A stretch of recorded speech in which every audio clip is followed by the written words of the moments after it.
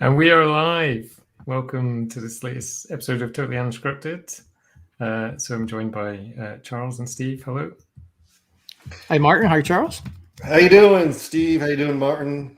Glad to be here. Good. I am excited for this one. Well, we've done the whole trail now. We've done document AI. So you'll find that on the Totally Unscripted website. So we've also done DocuSign. And now we're into documentation. But the documentation, it makes things move smoothly. It helps us all understand what we're trying to do. I think do things better. I think it's the most unsung part of a development platform. I mean, if you're going to be a successful developer, you need documentation. Even if you are a successful developer, you still rely on documentation, what's new, what's changed, whatever. So I think, this team that we're about to be joined with are unsung heroes that make all of us successful and make all of us look good and give us great ideas on how to get things done. So I'm excited to hear how they do this. And so why don't we bring them on and let's hear all about it. So here we go. Hello. Welcome. Hey, guys. Yes, welcome. Charles, you're too kind with that intro. Oh, no. It's all true. It's all true. You guys are essential to make the development world go around for Workspace. And so before we dig in, Nathan and Kara, how about we get some intros personally and tell us about your team? Yeah, absolutely. Thanks. Thank you for having us on. It's great to be here with you. So my name is Nathan Gammie. I've been at Google for just over 10 years now. And actually, I started my Google journey not with tech writing, actually was doing support rep kind of work for what is now Google Ad Manager. And that was kind of where I developed a love for tech writing. I'd studied ancient languages kind of back in the day. So I always kind of had it in me. But I really just found a lot of satisfaction and joy out of, taking something that feels very complicated and explaining it and seeing that light bulb kind of go on for someone where they say, oh, well, it's a lot simpler than I thought. And they kind of feel that transformation. And so that's kind of what led me into tech writing now. And so now I, manage a small but mighty team of writers, Kara being one that covers, Google Workspace external developer documentation on developers.google.com. Awesome. Sweet. I'm Kara, Ireland. I am a technical writer on Nathan's team. I actually started my career in sales and marketing. So it was an interesting journey to realize that I had a passion for content. I ended up going into content marketing, and the thing that I really liked about content marketing was being able to provide value to people without just selling them something. And so when the opportunity at Google came up, it was for writing just support content for end users. And I thought, wow, I could just add value all the time. There's no selling needed. And so that sounded right up my alley. So I ended up joining Google 3 years ago as an end user help center writer. I was actually working on Google Workspace apps originally, like Sheets and Tasks and Calendar. And then the opportunity for AppScript came up. It was funny, I took an internal class about AppScript, fell in love with it. And then when the opportunity to write about it and for me to learn more about it as I was doing that came up, I jumped on it and reached out to Nathan with probably more excitement than he was expecting. and the rest is history. Here I am today. Yeah, no, that's awesome. That's a great backdrop. So I have a first question.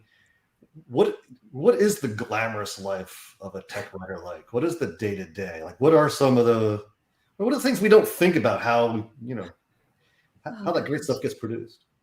Glamorous, I don't know. A lot of it for me is like just aching over word choice. I don't know. I mean, for a writer, it can mean a lot of things. Here at Google, it's a lot of launch support. So just making sure that as a new feature comes out, the right documentation is there for people to be able to use it immediately. And then there's also the content projects in general, where you're constantly trying to improve, look for gaps, look for opportunities to just really make the docs better and better. Is there, you mentioned you had a sales background, Cara. is it quite a different writing style of writing to sell something? Totally. Because, Yeah. Yeah. Yeah. I mean, it's funny with sales and marketing, there's a lot of spin involved, and you're puffing up features that, you're almost talking to the future, like, oh, okay, yes, this thing is coming out and it's going to be great. When you're writing for, technical documentation, you're just telling it like it is.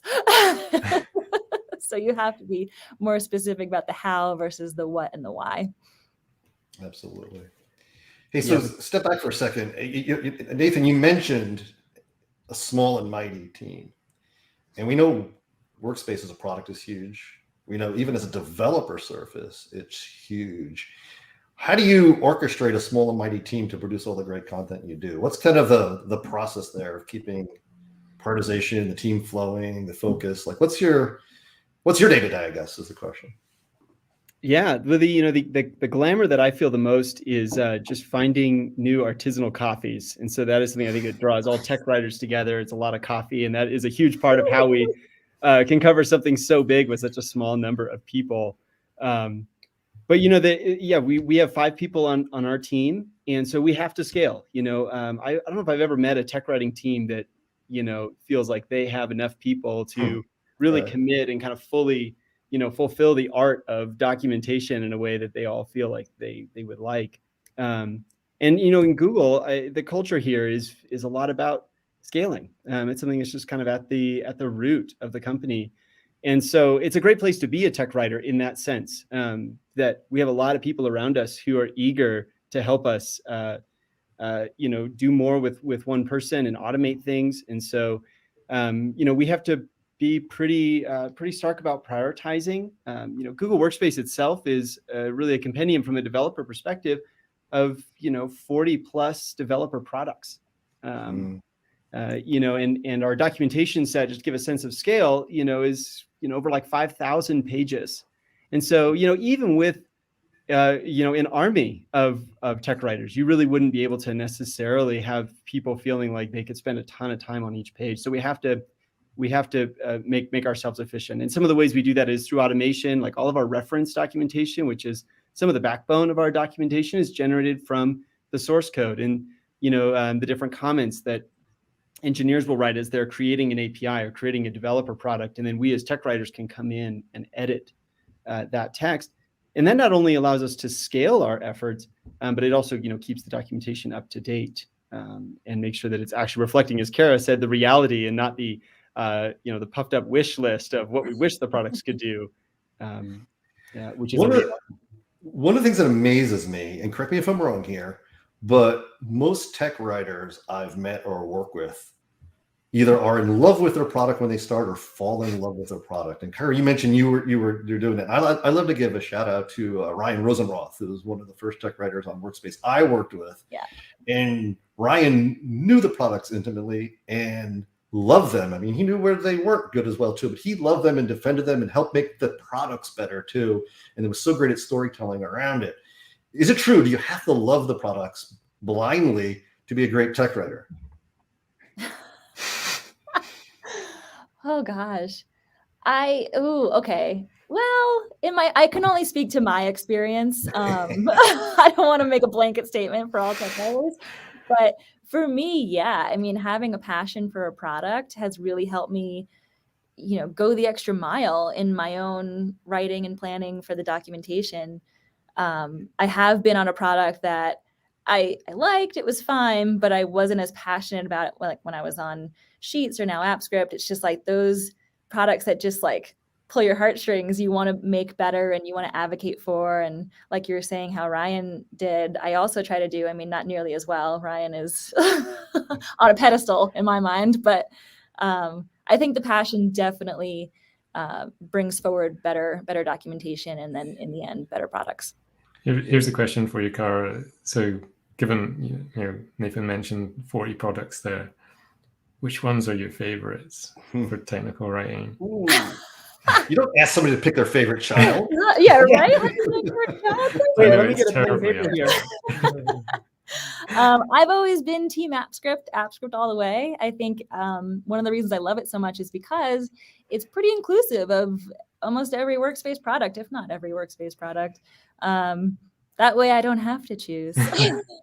Does that create challenges? Just the fact that it integrates with so many Google products, it just becomes quite a beast, I'd imagine, in terms of keeping together. Yes, in short, yes. The challenges are pretty crazy because on the one hand, with AppScript itself, because it's a development platform, you can do so many things.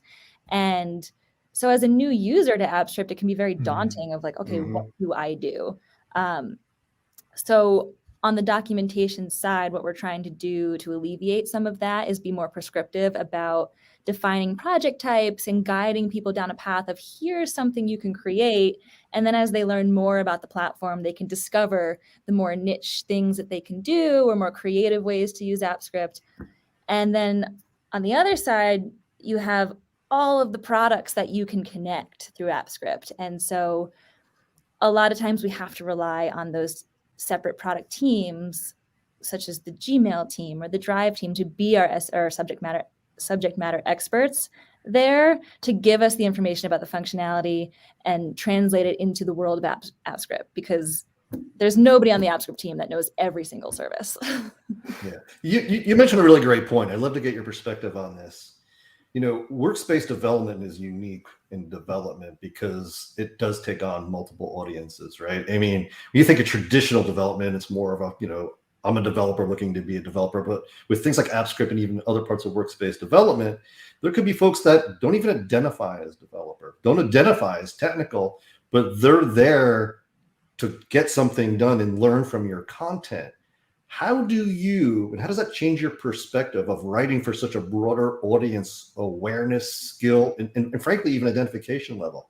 Does it affect the way the verse, the way you write, the way you think? I mean, how do you approach that? Yeah, we try to find a good balance between writing in simple, clear ways, but also we're dealing with technical information. So, you know, Nathan had touched on this as an intro where, you know, our task is to explain very complicated subjects in easy to understand ways. And that's especially true for AppScript because we have an audience that ranges from citizen devs who are, you know, beginner to intermediate coders who I would consider myself a citizen dev because I don't identify as a developer, but I love AppScript. I love using it and understanding what I can do. And then, you know, we've got you guys who are pro developers who are also using AppScript. And so a happy medium for us is, you know, using as much plain language as we can. And, you know, for AppScript, a lot of times I try to explain things that are in a way that might be simple, but most people benefit from simple explanations versus, you know, if I was only writing for professional developers, then I'd be losing the audience that doesn't understand the more complicated words. And also, I'm sorry. Yeah. I'm just going to jump in here. When I think about people learning more material, there's different learning types. Some are visual, some are hands-on. Do you think about that when you write stuff of your audience, where it fits? Like I can see where code samples would represent, I'm more of a hands-on person, right? Mm-hmm. Do you have any comments on that? Yeah. I don't know if Nathan, I feel like I've been talking. Yeah, Kara, I think we're all trying to jump in there. Well, before you do, I'd love to pile on top of that question because you're right. Technical writing good documentation is just not documents, right? There's all different form factors as Steve was dressing up. And so you're right. How do you balance what's right, what, where, when, and also what's it like to write those other type of resources? I mean, it's definitely a broader than just, hey, here's an explanation, send out a doc. Yeah. Yeah. I mean, I could, yeah. All right. I'll take it. Yeah. So go ahead. And then I'll piggyback on whatever you're going to say. Yeah, we try to use a mix of learning methods. So beyond just our bread and butter, which is our guides and our reference documentation, we'll also include things like code labs, which if you're not familiar with a code lab, it is kind of a walkthrough of a concept along with tangible code samples. So it's this hybrid of being able to conceptualize something and then show the proof of concept. at the same time. We also employ quick starts, which will give you a really quick understanding of how something should work so that you can build on it for your own use case. And then, of course, code samples. I mean, it is the most in-demand thing, right? Samples everywhere. And to your point about writing for more low-code audiences, something I'm trying to do in the AppScript documentation is provide more context than maybe I otherwise would with code samples in more sophisticated API documentation. For example, when I started writing AppScript, I was looking at manifests and learning what a manifest does and what I needed.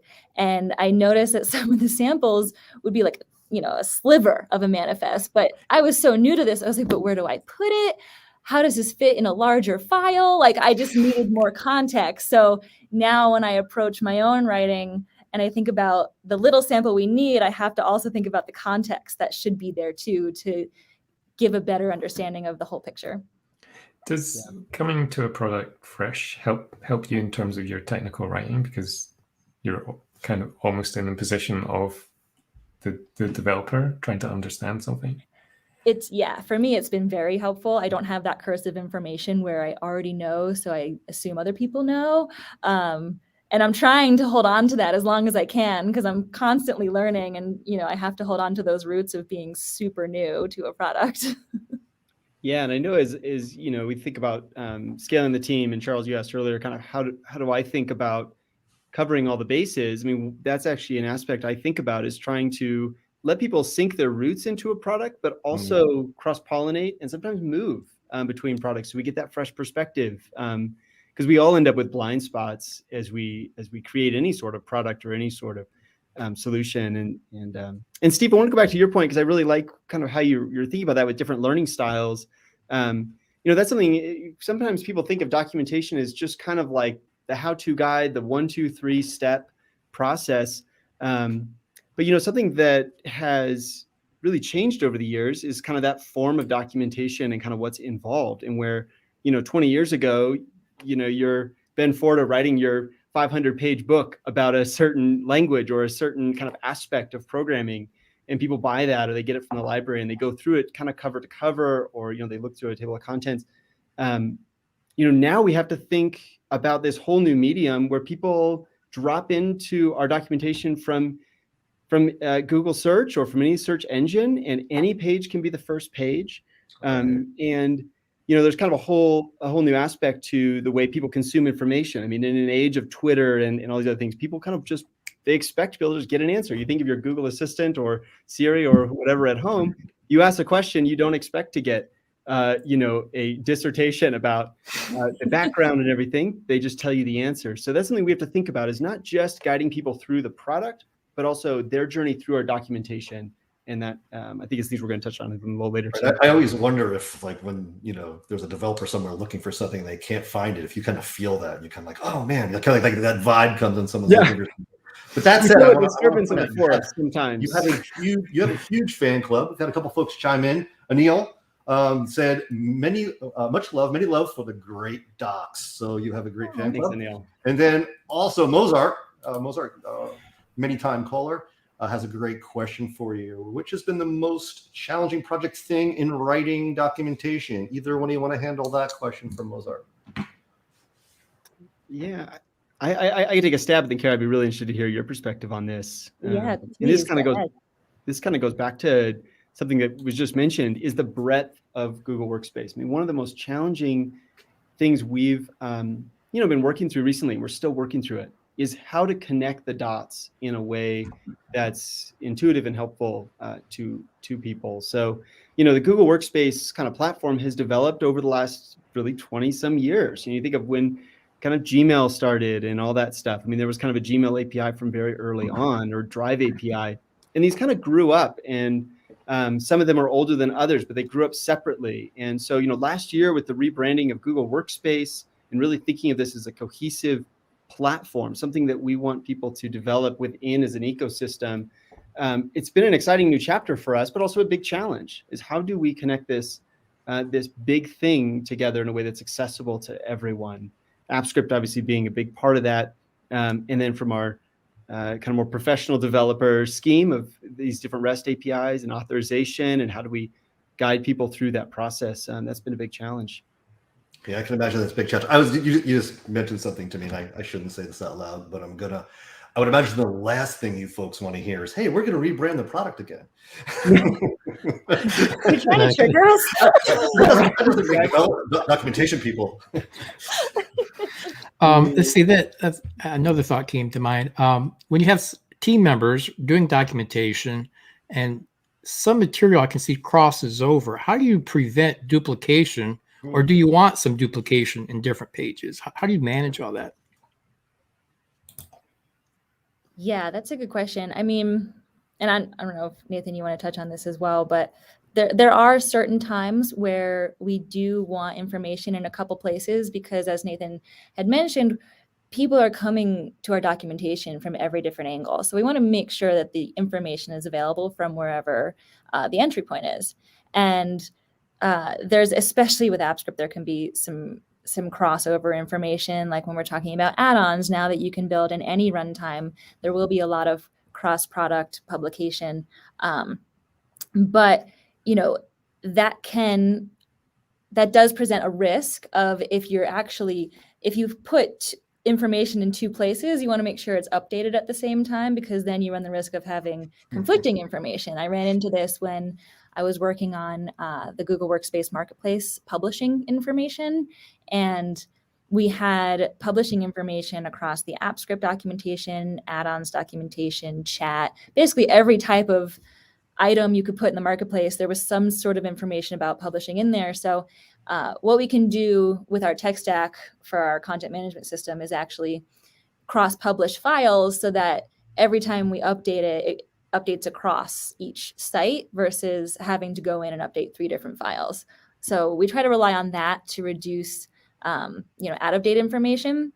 But duplication itself isn't all bad. It's just making sure you do it in a way that's sustainable.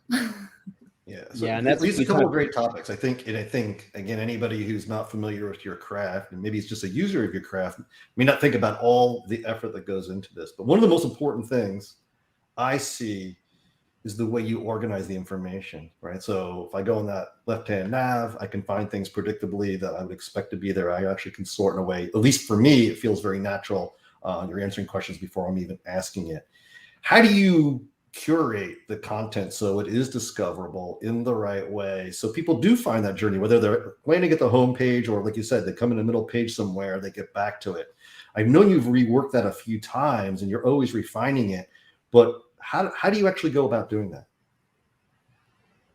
Yeah, Kara, real quick, and then I really want to hear what you're going to say. I was going to say, actually, this aspect of sharing content is kind of the hidden part of information architecture. So it's kind of the tip of the iceberg above the surface, where you think of the navigation and titles and headings and things like that.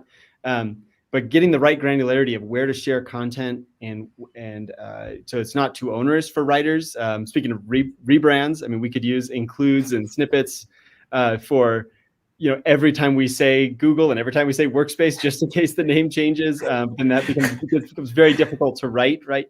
Or if you have something too big, then you need to customize it in some circumstances, and then that gets onerous. So yeah, there's an aspect of the sharing that's also part of this information architecture. But at a broad scale, and then I think Kara can go into probably more details of how it really plays out. I mean, we use Search Console and other things to understand what people are searching for, and where's the traffic, where are the eyeballs. So we're using Google Analytics and kind of that just kind of suite of metrics that I think many people here listening in are probably familiar with.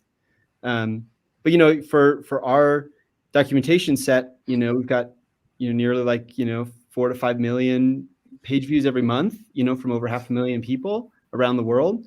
And so it's not an easy task. It's not that everyone's searching for one thing. And so that does become an issue. But Kara might even talk about some of the content usability stuff.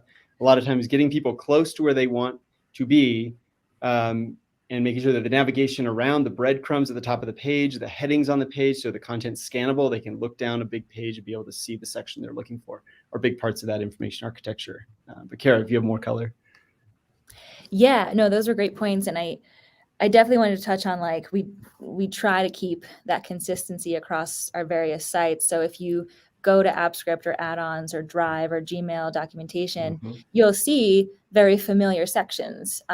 You'll have your guides, you'll have your reference, samples, support. All of that will be very familiar. So as you move through the Workspace sites, you get more comfortable as to where to look for things. When it comes to product-specific information architecture, that's where we can really dig in and do some testing. And I actually just did a lot of testing and research on the AppScript IA. When I say IA, I mean information architecture, just for those who little tech writers speak there Google for you. Yeah. But yeah, we did a huge study. It's actually quite a process. Like Nathan said, we look at Search Console. What are people searching for, and where are those searches landing them? Is it the right page? Does that page have the information they're looking for? We look at Google Analytics to see what the most popular pages are. And then we also, for me, I was talking to product to make sure I understood what the critical user journeys are for the product and how documentation supports that, who the target audiences are meant to be, and making sure our documentation aligns with that. And so you just have to ask a lot of different questions in a lot of different areas. A huge thing is user feedback, pouring through comments in the various channels that we use. And by synthesizing all that information, we can find the gaps and really ideate new ways to test our table of contents. And so recently I did all of this, and I performed tree tests, which, for anyone who's not familiar, it's a unmoderated study where someone, and if anyone's been to the AppScript documentation site in the past few months, you've probably seen banners of me begging you to do these tree tests. But basically, you are given a set of tasks and asked, okay, where would you find information about X? Like, let's say, where would you find information about building a Google Workspace add-on card? And then you look at your category choices and you decide, okay, this is where I would think to click first. And you kind of understand whether or not the way you've organized your information is working for people who are trying to find it. And I'm very excited because the results that we had for the new table of contents were incredible. For example, our reference section, the new table of contents that I will be launching later today, saw a 270% increase in findability. So I'm very excited to get that live for all users. Yeah, this was huge. Let me get my ticker right. Yeah. Breaking news. So just online that some new documentation coming out after the show. So I was just going to say there are a couple questions coming in, but before we go to that, I just thought of something. I remember at one time the decision was to have some release notes or snippets of that on the homepage. Was Google Analytics part of that to decide to remove that and just keep it down to another page? Yeah. So that decision, I actually made that decision as one of my first changes when I became a tech writer on AppScript. And it was more about crowding the landing page. And, when you think about a landing page, my estimation is that most people that come to the landing page are new users. And so I wanted them to have a simpler jumping off point, a little more prescriptive. What is AppScript? Why would I use it? And what are the things I can do with it? So I don't think the link is there now on the current homepage, but another Totally Unscripted exclusive, we are launching a new landing page for the AppScript documentation today. 2 thumbs now, 2 thumbs. Where I have a link to the release notes. So if you do land on that page as someone who's an AppScript user looking for the latest thing, you'll have quick access to the release notes as well. In fact, doesn't the homepage at the bottom right-hand corner, snuck away, have Totally Unscripted there? It does now, yes. It does on the new one. So first of all, thank you for allowing us to have that shameless plug. One of the questions I wanted to ask in follow-up is, first of all, I love the fact that you're ever-changing, ever-improving, and you're trying to use analytics and data to make it better for us based upon how you see people using it. I also love the fact that you're writing documentation, but it's really bi-directional, right? You're actually getting, indirectly feedback from people on what they click on, what they're looking for, right? We're capturing all those analytics. You're synthesizing that data, but also you actively take feedback. And we know we see thumbs up, thumbs down on a page. We know we see add your, send your feedback here. What would you suggest, besides just hitting the thumbs up all the time? What would you suggest people do when they actually want to give that feedback to you? Like, what's constructive feedback that's helpful versus, well, I didn't find the feature I want, you guys aren't good. How do you actually, like, what are some of the good inputs that people could do to continuously to help improve it? Because it is for all of us. Yeah, that's a really great question. And, it goes back to what, again, we were talking about just scaling, is that's a big signal in our prioritization is where are people sending feedback about pages. So, for anyone viewing, just putting in that plug and highly encouraging people to send feedback, smash the thumbs up button, and, you can tap the thumbs down if you need to. No, but the thumbs down, it really is helpful for us. We look at all of those. We get a lot of feedback. And so we have some machine learning and some automation tools just kind of on Google's side, because we use kind of the standard Google feedback system there that can raise themes to us. But a lot of times, that will be a signal to us to focus on a topic or a whole doc set if we really see a lot of ratings coming in, and particularly if there's a lot of thumbs down. And, adding those comments is really invaluable for us. And we read them. And the most helpful comments are ones, as you mentioned, Charles, ones that aren't super vague and just like, hey, this product is useless. But something that says, hey, I came to this page looking for XYZ and I couldn't find it. Or I found part of the answer, but I was really looking for kind of the next level deeper. That is the kind of feedback that we can really act on. Of course, if there's typos, tell us about that too. But, it's most useful if it's, hey, I came to this page expecting X and it didn't fit that expectation. And that's really useful to us. I did want to mention too. Oh, I do just want to mention too, as a plug, for anybody watching this, I've actually set up a special automation that if you tell us in your feedback comment, you put hashtag totally unscripted, or you say, I was watching Totally Unscripted and I want to give you this feedback, that kind of gets fast tracked to our team. We can't respond to the feedback, but we will read it and we will see it. So include hashtag totally unscripted in your feed. How would you like some live feedback? I would. That's got some coming in here. So Amit Agarwal, who is very well known and has a great site with documentation on it himself, has a couple of things. First of all, he says, great conversation. I wish there was an integrated playground that would let us try snippets on the docs on the site itself. That's awesome feedback. That'll probably be by next week. We'll have that. Great. Take care of that here by the end of this call. Amit's got another point also worth sharing.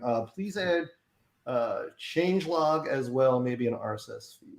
So some suggestions. So great. We got even a Google chatbot. The GAM tool has a Google chat room with an automated bot. Awesome. It's got Wes's bot in there, so I would sign up for that chat room. Yeah, that's awesome. That's a really good idea. I mean, we're always looking for ways to make our docs more interactive. I mean, that's another kind of expectation that readers have that, they maybe didn't have, 5-10 years ago, is they really want to be able to interact. And I think we've all used solutions like JSBin or other things like that, where you just get that quick feedback loop of, okay, this works. Or if I tweak it this way, it doesn't work now. And so we are looking into those kinds of solutions for AppScript. For our REST APIs, we do have the Try This API called API Explorer on the right-hand side of reference docs. And if you haven't tried that for our REST APIs, I recommend giving it a try. That's been something that I use a ton to kind of play around with our APIs without setting up a whole environment. That's fantastic suggestion. Some more feedback there for you. I'm sorry, I have to put that up. Oh, fantastic! Thanks, Albert. Nice. You have a super huge fan club out there. I always hear from folks that the docs are great. So again, thank you on behalf of everybody, including ourselves here. We super appreciate your work. Let me ask you this though. Also, a lot of times you get maybe criticism, which is not necessarily appropriate. A lot of folks want more, right? The great thing is there's a lot of resources out there that actually extend on what you build, right? Whether it's answering questions, it's community, it's creating more verbose samples. What are some of the, if folks can't find it on your site and give you feedback, what are other places that you would point folks to? What are some of the other great kind of partnerships or community features that you guys see that actually are helpful? Yeah, I am incredibly grateful for the Google developer experts that we have with us today and in our larger group. There's some great content coming from you guys because, I think I touched on this before, app script documentation, we can't cover everything. And so when there are specific questions or niche use cases, it's really helpful to have a network of people who are passionate and writing about AppScript. And then when it comes to specific questions, I use Stack Overflow all the time for my specific questions on a method that just can't be covered in documentation because it's too specific for my need. But someone else probably ran into it as well. So Stack Overflow and the GDE community for me are my main go-tos, and I want to thank you guys for everything that you do because it's so helpful to have that extended network of support. I actually, one of the first pieces of content I looked at from the GDE group was Alice's presentation. She did a training for her fellow teachers, and the educators are a great audience to learn AppScript because they're not coders, but AppScript is approachable enough for them. And I remember one of Alice's points was saying, what the method does is written in the method name, and that felt good to know that it's pretty understandable for someone. As long as you know what you're trying to do, it's pretty easy to find. And I thought she did a great job of just breaking it down simply and specifically for teachers, which is great. Yeah. Small point I'd like to add as well. So it's a tiny thing, but for me, it made a huge difference that the developer documentation is Creative Commons licensed. And for people not familiar what that means, it means as someone who does kind of tech writing on a blog, it means I can copy and paste code snippets, information from your site. And as long as I reference it as being from Google, I can do that without having to ask permission. And that's actually helped me in a number of tutorials I was writing. It's like there was already good documentation for, steps 1 to 2. There was something in 3 where I wanted to fork off and do something different, and I could do that a lot quicker. So that's a thank you for me for just considering that tiny little aspect, but it made a huge difference for me. Oh, look at us, mutual appreciation. I think it's a great segue to another topic I'd like to ask. So, as Martin pointed out, most engineers have to write documentation at some point, and they can't just borrow everything from everybody else. One of my favorite quotes I found actually up on a Google site is every engineer is also a writer. And Martin, if you wouldn't mind flashing, we've got a whole topic that Google actually prepares on how to be a tech writer, how to be a better tech writer. If you'd share that link, there's actually a site out there, developers.google.com/techwriting. Just see that. What advice would you give to us to write better documentation? I don't mean just pros outside of code. What are best practices for making better source code or commenting in source code? And I know there's some structures and some things, but obviously I remember back in like grammar books, they would say good sentence, bad sentence. I've seen some comments inside of people's documentation code where I'm like, I don't even know what you think you think you might be doing, maybe kind of. What are some of the tips you would actually help developers become better authors on their own content? Anything?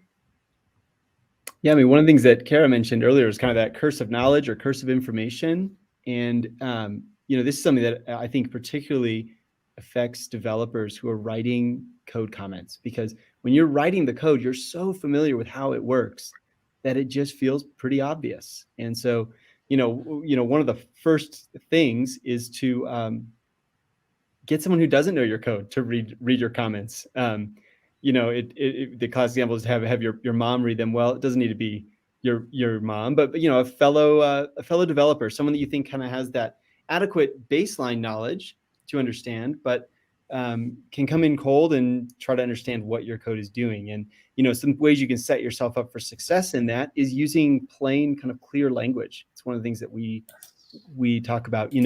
as a writing team, sometimes, and especially as developers, we're tempted to want to appear intelligent and smart. And so we want to use big words, or we want to, write it in a way that it conveys the complexity of what we built. It was hard, and we want people to know it was tough. But the real effectiveness comes in when you actually make it seem easy. You conceal that complexity through very plain language. And I remember one of my first English classes in college, I wanted to look really smart, and my professor just wrote in big letters on my paper, eschew obfuscation.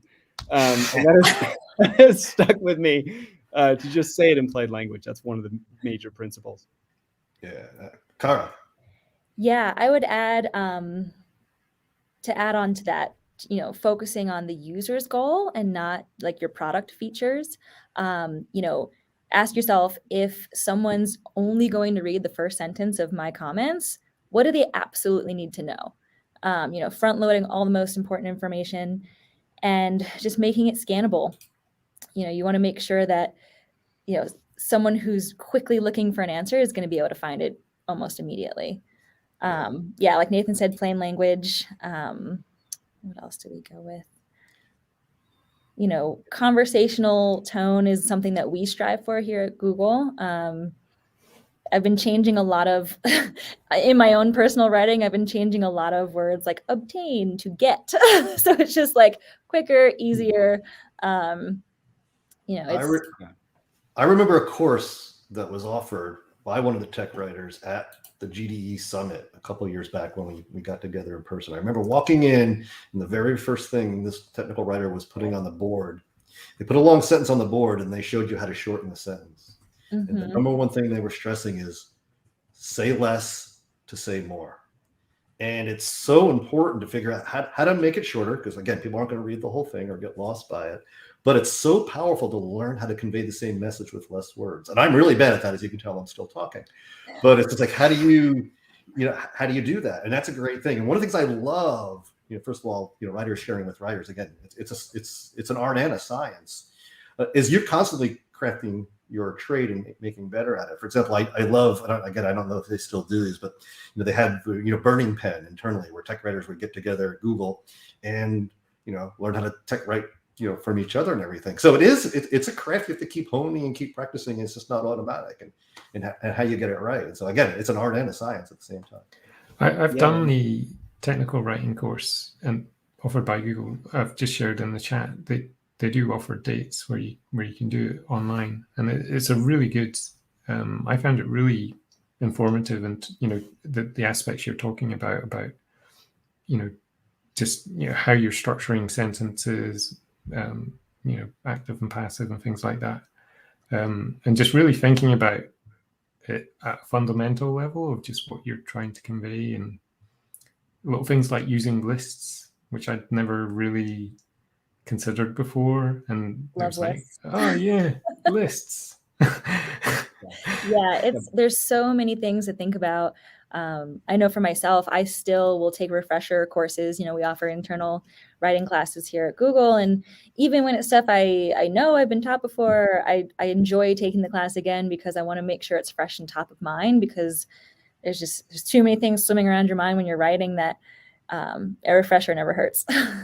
Yeah. One of my best practices, and I don't always follow it, but I try, is when you're writing code, and you're writing code also, especially if it's to be a code sample, document it while you're writing it, because A, when you go back, you may not go back and leave it uncommented, and then B, you may not have the freshness of mind to explain it the same way. And so I've tried to make it best practices as you write the code. Again, you don't always do that, but try to actually document it while you do it. It may sound little, but I've seen many undocumented lines of code, or the person has to come back and rethink what they even did to figure out how to explain it. So I don't know if it's a good practice, but that kind of hits on something that, kind of in summary of kind of a lot of things that have been said here. The way that I like to think about kind of assessing documentation is really kind of through three lenses. And I think the first one is the most obvious one that most people think about, and that's accuracy.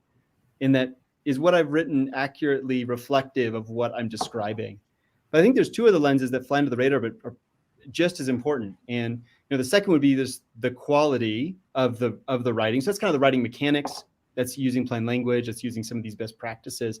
And the third one is effectiveness. And so this is where it's like, is your writing or your code comments, or is your, article overview, page description of your code or of your product, is it effectively, helping people do the ultimate goal, the ultimate journey? And so that's something that we really focus on. And documentation has turned into kind of a UX exercise, a user experience exercise, where we are kind of designing pages, not just in the words that are used, but actually in how it looks, how it feels, what that experience is. So we talk about interactivity. I see a comment here about screenshots and whether we use those or whether we don't.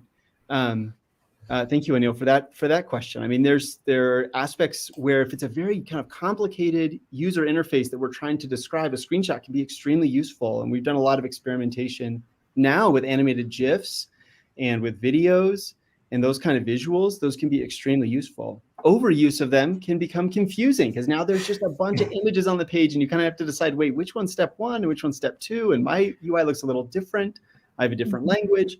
So we try to use them sparingly. But again, that kind of comes down to this effectiveness, usability aspect of documentation that is sometimes neglected and can be the difference between poor docs and great docs. Well, kind of related to Anil's question about, I was just thinking, about use of screenshots. Workspace, like Google's products, it's a global product. How does translation work? Do you have teams around the globe? Do you rely on auto-translate or not? None of the above? Yeah, we have a large team of translators actually used kind of across Google, and it can work in a couple different ways. So we have for a lot of our like admin help center content that's translated into a whole list of languages. And that is much of it human translation. Some of it's assisted by machine translation now. So we're trying to utilize that again to just be able to scale efforts. For our developer documentation, we right now really provide it just in English. And we're experimenting with some machine translation, which has really improved over the last few years, to be able to provide our developer documentation at scale to people all around the world. Like I said, we've got over 500,000 people from all around the world using our documentation. So we know there's a need, but yeah, it's a difficult proposition for the text. And then screenshots and videos are very difficult to translate. But we have some tricks up our sleeve, like captions for videos, things like that. Kara, I don't know if you have also a lot of experience with this. I don't know if you have anything else to add. Yeah, I was actually just going to touch on translation when it comes to best practices for writing. If there are any developers out there who are going to translate their documentation into other languages, you want to keep in mind that whoever's localizing your content, the best practice for you is to write as simply as you can, because you're sending it to someone to have them make sense in another language for you. And so you want to make sure that your writing is easily translatable for someone else. And that's another thing that we would think about when I was doing end user content. We would avoid, words that end in ing because it could be confusing, or, we say might instead of may because may can mean two different things in English, where it becomes hard to translate because are you saying you're allowed to do this or you can do this? And so when you add translation into the mix, there's a whole another section of style requirements you have to think about. It should and must is the one. You should fill in your expenses. Yeah. You must fill in your expenses. Yeah. We had a question. I think. Sorry, I was talking through the mic there a second. I was just. I had a document writing joke. I was going to say, if I ever joined your team, would you actually have someone translate my content into English? Because it would probably be helpful. But speaking of trends of document writing jokes, I was just teasing when I was chatting with you folks yesterday. If how does feedback to the employees go if I hit the up arrow more than the down arrow? If I like the content or like the content, and how many down hours before you call someone like curate into your office and say, "Hey, we got to fix this content." So, but are there any good tech writing jokes you can share with us? Yeah. Oh man, I mean, I've got a lot of dad puns, but I don't know about tech writing jokes. So. No, it's awesome. That's good. No, but it's good to have a sense of humor. Anyway, we're getting close to time. This is super awesome content and conversation. Like I said, not just a user, but a big fan. But also curious, is there any other insights or not trade secrets, but secrets you can share with us on how you arrive at where you're at? What are some of the processes, or maybe even what are some of the things you're working for in the future? Is there anything else you can enlighten us in the few minutes left on either how you do what you do, or how are you taking us where we're going to go in the future? Either question is fine. We want to see the new stuff. Yeah. Oh, you want to? Okay, let's do that. Let's do the exclusive. Carol, you want to show us the exclusive side by side, the before and after? Sure. Yeah, let's do it. Okay, even better. All right. So what we're looking at now, hopefully some of you are familiar with this page. This is the current landing page for AppScript. Just to point out a few things that we were thinking about when we updated this page. Just coming to this page, there's a lot of things that you could potentially click on. There's actually a few links on here that will take you to different websites. And so as you go through this page as a new user, there's a lot of text, there's a lot of links, very heavy on the add-on push down here. So if you're not just looking for Totally Unscripted, it can be a very daunting first experience with AppScript. And so what we're launching today, let me make sure I can get this open. All right. Can everybody see the screen now? Wow. Yes. Okay, so what we're launching today is a cleaner, simpler approach to the AppScript landing page.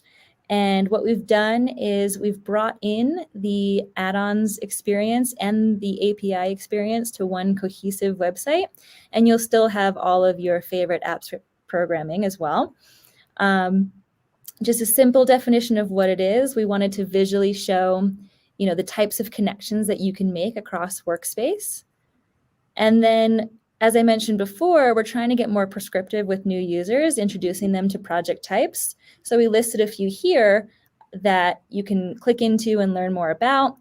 And as promised, the release notes button is down here on the left. So I'm very excited for this to go live. I think it will be very helpful for new people. And, I love change personally, so I'm very excited for a new look. And when will this go live, you think? Shortly after this show, really. Woo-hoo, I want breaking to news. give your viewers, Again. the first preview, and then we're going to show it to everybody. I love it simplified. I love it streamlined. I love the new look. I did notice the Totally Unscripted logo is gone, but okay. It's still there. It's just on the Oh, bottom. you can go all the way down to the bottom. Okay. You didn't scroll far enough. Yeah. Shameless replug. But no, I think it's awesome. I think you're so right. I mean, helping people focus and jump off better. I do remember, many iterations past where it was, all the different changes in the product. And like you said, the average new person was like, so you're telling me historical things. I don't know what this present does for me. So it's a small thing, but I love in the top nav bar, it's learn, build, and use. Yeah. I think that for AppScript, people coming to AppScript as a product, I think that's such a positive word to have before it.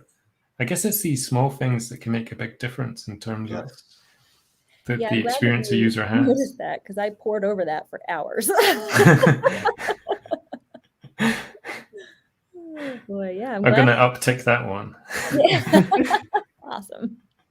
Yeah, a lot of love and a lot of listening, went into that redesign from Kara. I mean, she really ran multiple user research studies. I mean, some of the people on this, watching this live stream might have been part of those studies that she mentioned, and read a lot of comments and interviewed a lot of people building the product, people using the product. And so, there's a lot that goes into that, but it manifests itself in those little things, and that is really true. And one of the unique challenges of developer documentation is that we're not always, we're very rarely describing discrete tasks that people do. Click here, click there, and then voila, you got your solution.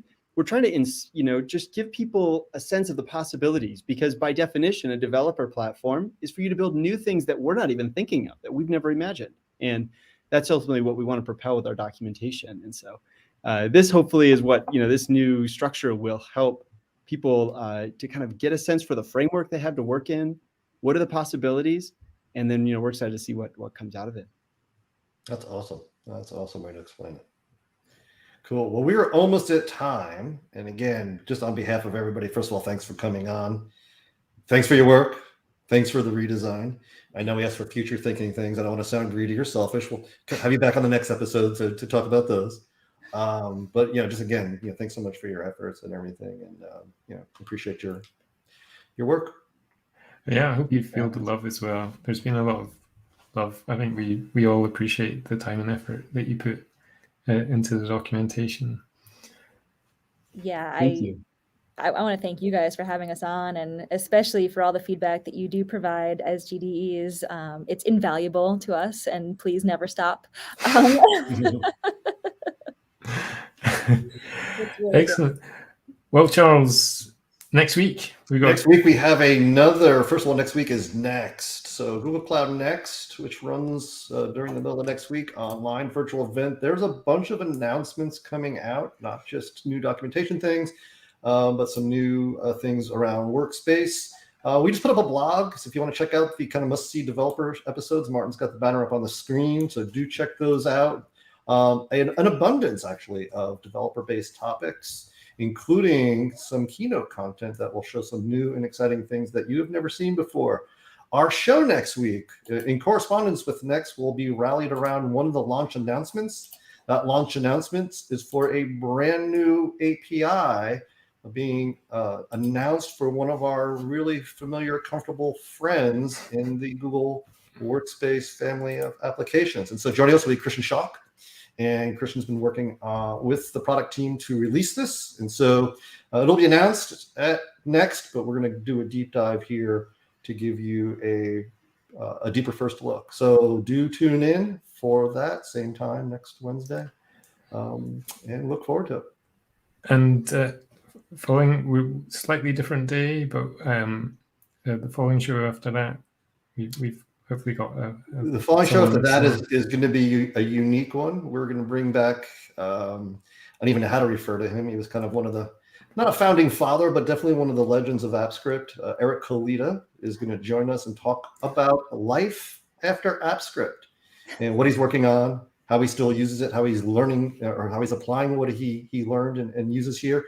And also, even though he's technically left Google, he's still out there in the community answering questions, and I don't understand why, but he hasn't forgot us. And so he's going to come back and talk to us. And so I'm excited for that one. That'll be the Tuesday, the week following, because we have a little personal conflict for some of the hosts, but look forward to that show as well, too. So join us. Look forward to it. Stay tuned. So thanks, everyone, for contributing in the chat as well. And remember, if you're on the Workspace documentation page, hashtag Totally Unscripted, you'll get the documentation eyes on that one. So keep sending the love and feedback to them as well. And thank you, Cara and Nathan, for coming on the show. I think it's been thank you. Fantastic just to discover what's behind the curtain. Thanks for having us. This is a lot of fun. Yeah. Great. So until next time, folks, happy scripting, and we'll hopefully see you next week.